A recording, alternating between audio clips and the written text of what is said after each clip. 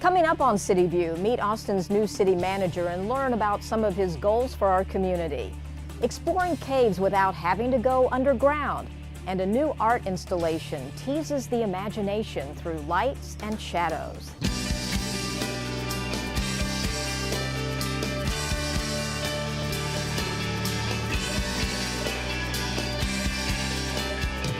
Hi, thanks for joining us. I'm your host, Carol Barish. Austin Mayor Steve Adler recently gave his annual State of the City address.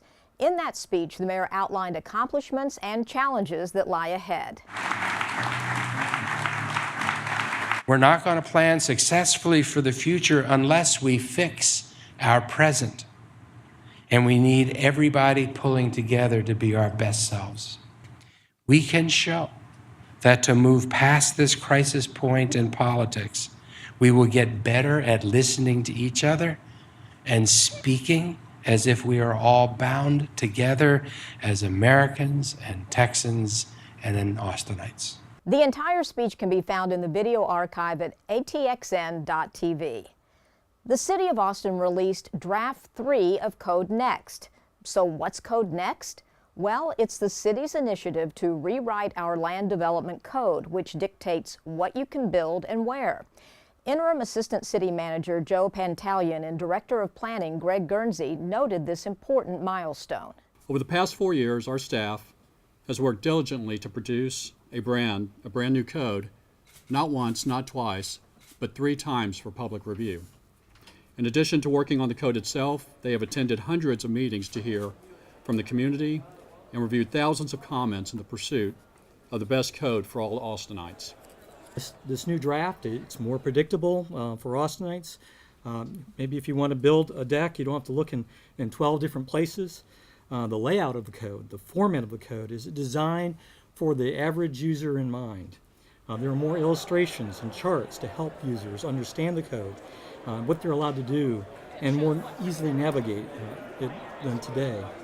The focus of the project will move now to the boards and commissions who will make recommendations on the draft, and City Council who will vote on CodeNEXT after boards and commissions make their recommendations. To learn more about CodeNEXT, visit their website, austintexas.gov/CodeNEXT. Our new city manager, Spencer Cronk, recently held a Q&A session with local reporters talking about his goals and expectations as city manager. Well, first of all, certainly I'm thrilled to finally be here. It's been a busy first week on the job, but I look forward to working with the community in Austin, getting to know each of the different groups that our wonderful city has. There's a lot of things that Austin is dealing with, and it's important that we don't just talk about things for months and years ahead, that we actually start making decisions about how we want to move forward as a city. Mr. Cronk has met with city staff, participated in his first council meeting, and has been briefed on the unique challenges and opportunities of Austin.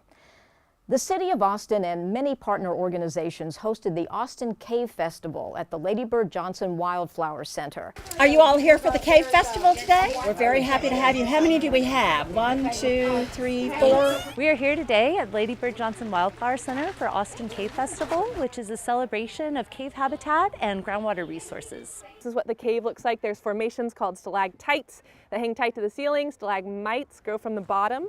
You might trip over them. At this event, we're giving the public an opportunity to meet the critters that call these caves homes. He looks like a sky at night, kind of. This is truly a really nice recharge feature for when it rains. Water does fill this cave up and filter into the aquifer, which is probably about another 50 meters below our feet from here. We have some bats here that they can see and learn about. We also have some of the wonderful animals that live in the springs, including our endangered salamanders. They all live in Austin. We also have a simulated cave that looks really artificial. That has cave formations that are electronic, that can sense when people touch them. Okay, so you didn't. And it also has a vertical tower, so people are able to try out, get in a harness and try out vertical caving. All right, coming down.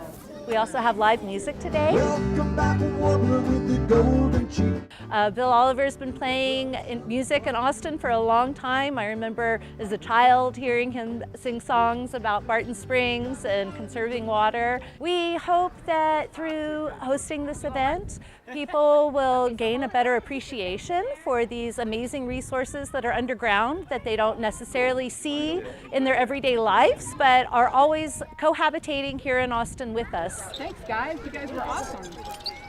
If you want more cave and salamander information, the Barton Springs Splash exhibit is free and open to the public.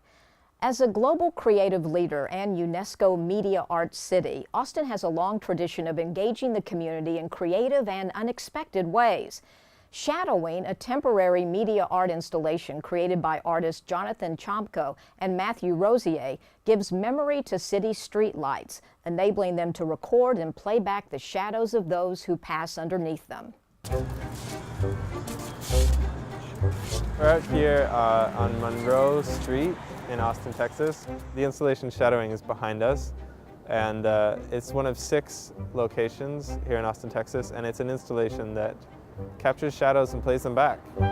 So when you walk into this light, you see the shadow of the person who's there before you, and that walks beside you, and then when you leave the light, your shadow walks after you. And so the hope is that this is something that people get used to. They kind of learn that it's here, and as they walk by, they leave a little something for the next person. They, do a cartwheel or a flip or wave to somebody, That is so weird. What is that? Working with Art in Public Places in Austin has been very good. They've taken a lot of the steps to make this thing happen before I even got on board. They did a lot of location scouting before we were here. There should be in the back, there should be a bunch of cables, and working with the energy company. So like my experience with this was just kind of coming in and installing it, and it was pretty seamless. Yeah, now it's working. I think this piece is going to work really well here. I think if it's going to work well in Texas, it's going to work well. Like, Austin's the place. Shadowing is a temporary art installation that's up now through March 18th, so come discover it while you can. Learn more at austintexas.gov/playableaustin. That's all for this week's CityView. I'm your host, Carol Barish. Our next episode premieres Monday, March 12th. Thanks for watching.